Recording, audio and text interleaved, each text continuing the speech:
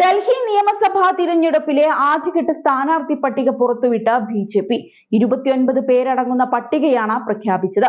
ന്യൂഡൽഹി മണ്ഡലത്തിൽ ആം ആദ്മി കൺവീനർ അരവിന്ദ് കെജ്രിവാളിനെതിരെ west Delhi MP. Parvesh വെർമ്മയാണ് സ്ഥാനാർത്ഥി. മുഖ്യമന്ത്രി അതിഷിക്കെതിരെ കൽക്കജി മണ്ഡലത്തിൽ നിന്നും എം.പി. രമേശ് ബിധൂരി മത്സരിക്കും. മുൻ ആം ആദ്മി നേതാവും മന്ത്രിയുമായിരുന്ന കൈലാഷ് ഗെഹ്ലോട്ടിനെ ബിജ്വാസൻ മണ്ഡലത്തിൽ നിന്നാണ് മത്സരിപ്പിക്കുന്നത്. നേരത്തെ നജാഫ് ഗഡിൽ നിന്നാണ് കൈലാഷ് ഗെഹ്ലോട്ട് മത്സരിച്ചിരുന്നത്. അതേസമയം ഗാന്ധിനഗർ എം.എൽ.എ. അനിൽ ബാജ്പേയിക്ക് ഇക്കുറി സീറ്റ് നൽകിയിട്ടില്ല. ഇദ്ദേഹത്തിന് പകരമായി മുൻ ഡൽഹി കോൺഗ്രസ് അധ്യക്ഷൻ അരവിന്ദർ സിംഗ് ലൗലിക്കാണ് പാർട്ടി ടിക്കറ്റ് നൽകിയത്.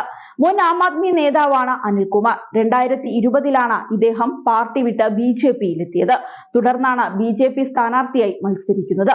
അതേസമയം 2020-ൽ ബി.ജെ.പി. വിജയിച്ച കർവാൾ നഗർ, ലക്ഷ്മി നഗർ എന്നീ മണ്ഡലങ്ങളിൽ നിന്നും ഇതുവരെ പാർട്ടി സ്ഥാനാർത്ഥികളെ പ്രഖ്യാപിച്ചിട്ടില്ല. ചില മണ്ഡലങ്ങളിൽ ഇതുവരെയും സ്ഥാനാർത്ഥികളെ കണ്ടെത്താൻ പോലും ബി.ജെ.പിക്ക് സാധിച്ചിട്ടില്ലെന്നാണ് വിവരം. ഇതുമൂലമാണ് ഡിസംബറിൽ പ്രഖ്യാപിക്കുമെന്ന് കരുതിയ ബി.ജെ.പിയുടെ ആദ്യ പട്ടിക ഇത്രയും വൈകാൻ കാരണമായതെന്നാണ് കരുതപ്പെടുന്നത്. അതിനിടെ തിരഞ്ഞെടുപ്പിന് തൊട്ടു മുൻപ് സംസ്ഥാന ബി.ജെ.പി. നേതൃത്വത്തിൽ വലിയ അഴിച്ചുപണി നേതൃത്വം നടത്തിയേക്കുമെന്നാണ് സൂചന.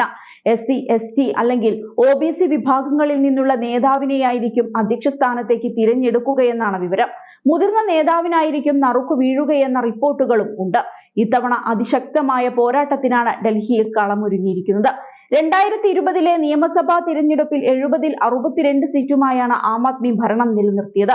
അന്ന് 8 സീറ്റുകൾ മാത്രമേ ബി.ജെ.പിക്ക് നേടാൻ സാധിച്ചിരുന്നുള്ളൂ. കോൺഗ്രസ് സംപൂജ്യരുമായി. ആം ആദ്മിക്കെതിരായ അഴിമതി ആരോപണങ്ങൾ ഉയർത്തിയാണ് ഇത്തവണ ബി.ജെ.പി. വോട്ട് തേടുന്നത്. എന്നാൽ ഇതിനിടയിൽ ഒരു വലിയ കണ്ടുപിടുത്തവുമായി ആപ്പ് എത്തിയതും ശ്രദ്ധേയമാണ്. അതായത് തിരഞ്ഞെടുപ്പിൽ കൃത്രിമം കാണിക്കാൻ ബി.ജെ.പി. ശ്രമിക്കുന്നതായാണ് ആം ആദ്മി പാർട്ടി അരവിന്ദ് കെജ്രിവാളിന് പറയാനുള്ളത്. ഓപ്പറേഷൻ ലോട്ടസ് എന്ന് പേരിട്ടിരിക്കുന്ന രഹസ്യ ഓപ്പറേഷന്റെ ഭാഗമായി ബി.ജെ.പി. വോട്ടർ പട്ടികയിൽ കൃത്രിമം കാണിക്കുകയാണെന്നാണ് അദ്ദേഹം ആരോപിക്കുന്നത്. ഡിസംബർ 15 മുതൽ ബി.ജെ.പി. ഇതിനുള്ള നീക്കങ്ങൾ ആരംഭിച്ചതായും അദ്ദേഹം പറയുന്നുണ്ട്. ഒരു നിയോജക മണ്ഡലത്തിൽ മാത്രം 11,000 വോട്ടർമാരെ ഇല്ലാതാക്കാൻ ബി.ജെ.പി. അപേക്ഷ നൽകിയെങ്കിലും പിന്നീട് മുഖ്യ തിരഞ്ഞെടുപ്പ് കമ്മീഷണർ ഇടപെട്ട് അത് നിർത്തിവെച്ചതായും അദ്ദേഹം പറഞ്ഞു.